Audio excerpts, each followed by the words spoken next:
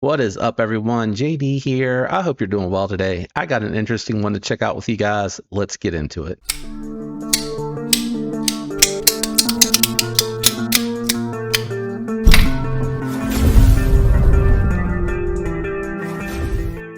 All right, guys, this is the Topaza from Avian Knives, and they claim this is their lightest knife ever. I think this is the first time I've checked out a skeletonized titanium frame lock knife. Now, I have checked out the button lock from Civivi, and I am drawing a blank, so I apologize for that. But that was heavily skeletonized as well. But this is super thin, and it is very lightweight feeling. We'll get the weight here in just a little bit. You got a nice flipper tab with some jimping on it, and then you got a nice opening hole for that reverse flick. Very good detent on there. Very nice blade shape. You got a drop point, very subtle drop point. It almost looks like a straight point. Actually, no, it's a very subtle drop on the tip there. In Magna Cut steel, you got a steel lock bar insert, which by itself is quite impressive considering just how thin the scales are and that lock bar is, but it is locked up solid. It is a pass around, so I cannot do any lock integrity strength test on this one. I thought it was some sort of button lock, but it is just the way that the pivot is shaped. And hey, I like that. It's also different along with what you see here on the scale material. Lock bar access is a little tight because it is smaller. And it is definitely not a dropper. Everything is so lightweight on here, you definitely just do not have enough weight for it to drop shut. It is perfectly centered, and whoop, I got to remember not to lay on that lock bar, but a nice detent, and it is locked up solid up and down, side to side. I don't feel any movement. And just trying to wrench on it, yeah, I was going to say, just trying to wrench on it, I feel like that lock bar was flexing, so it could potentially move. So this is definitely going to be more of a gent, light duty EDC for sure. If I'm able to just kind of overcome that, pushing it, then I imagine that it would not take a beating very well. And with something like this, I really wouldn't expect it to. I did do a little bit of cutting with it, and it is obviously a very thin blade stock. It has good edge geometry on the Magna Cut.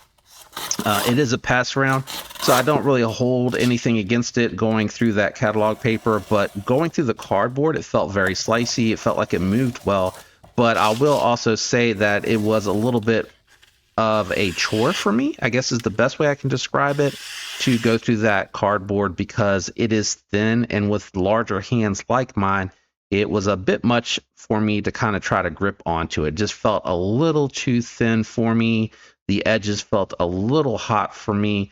But if this is just something you're carrying because it's lightweight, very unoffensive looking, I totally get why this would be appealing to some folks. For me, not so much. I'd rather just get a modern traditional or something like that than to get something quite this thin with, again, larger hands. If you have medium to large hands, you may like this. Or if you just want something, again, really thin, low profile that's not going to print and be obvious, and again, not going to be super offensive when you take this out. I don't think it looks offensive at all. I get the skeletonization and the lightweight nature of it, but I could see why this would work for some folks. Let's do some size comparisons, and then let's check the weight on this. All right, guys, we have the Devo Knives Chaser in for review this week, so I thought it'd be cool to do a comparison against this just because I thought the pivots were kind of unique, each one being a little bit different. And then my typical full-size knife was going to be the Manix 2 Lightweight. This is kind of like in that bug-out wheelhouse as far as how the size goes on it. So not large, but not small. It's going to be a good hand-filling knife. Let's do some additional size comparison. All right, since I did mention modern traditional, here is my Kentucky Holler Jack. Again, I think this is a very gent-esque looking knife, not offensive, non-threatening. So just a smaller carry for sure, not quite as hand-filling as the Topaz here. Topaz, I think I said Topaz, is Topaz. And here it is with my SOG power pint, and we will open the power pint so that you have a nice reference for a multi-tool, and this is a very pocketable multi-tool. Okay, a couple more and then we'll weigh it. All right, and a couple of EDC items. We're going to do the tactile turn thin mini side click and the ray light land apple for a couple of items that I usually carry in my loadout. And as you can see, as I mentioned, very similar to a bug out size. Let's finally get to the scale and weigh this bad boy. Scale out, let's cut her on. If I'm going to guess, this is like around the 2 ounce mark. It feels super lightweight. It might be a little bit more than that.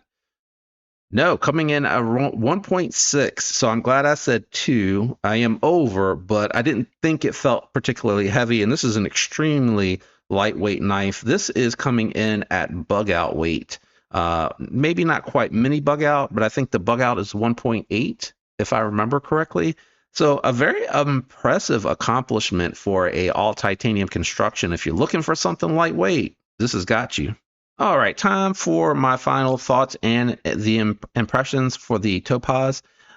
Very cool accomplishment. I definitely feel like they are flexing with their milling skills on this particular one. A little too thin for me, a little tight on the lock bar access, and I will say a little tight going in and out of the pocket. And actually, I feel like it is a lot tight for me with that lock bar access. That actually kind of hurt just now, and it left an imprint on my thumb. Maybe I need to come over some more. Just a little tight. Even if I come over some more, let's see. If I come in from underneath, it's not that bad. And if I lift, not bad at all, actually. That's probably the way to go to disengage that. If you're, once you're done cutting, is just to lift the lock bar up and slide it. That to me was the most comfortable out of everything. Blade shape, fine. Love the thin geometry on it. I love the intention behind this of being a lightweight Gent S style knife, just something to do, package opening, light duty cutting, nothing hard use, nothing heavy duty. So I really do like it from that perspective. All right, guys, so time for the score. I grade on a scale of 1 to 10, with 10 being the best, 1 being the worst, and then budget knives cap at 7. This is a premium build, all titanium construction. We have ceramic bearings in the pivot, magnet cut super steel.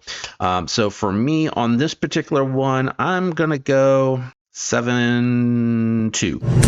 I think 7.2 is right. It's not super high because aesthetically for me, it's okay. I appreciate what's being done here on this particular one. It's a little too thin for me, a little tight on the lock bar access, and that pocket clip leaves a little to be desired for me personally. I think if they could add just a skosh of thickness to the scale here, I really like that on version 2. And then I'd probably just adjust this so that you can get that pocket clip out just a little bit, and then widen it a little bit as well, so that you're resting a little bit more on the pocket clip and a little less on the lock bar when you go to open it. Because when I go to open it, unfortunately for me with larger hands, I kind of land on the lock bar, and if the pocket clip was a little bit wider, I would be able to get onto that lock bar. But everything else about the construction on this is pretty good. I definitely would love to hear what you guys think about this particular one down in the comments below.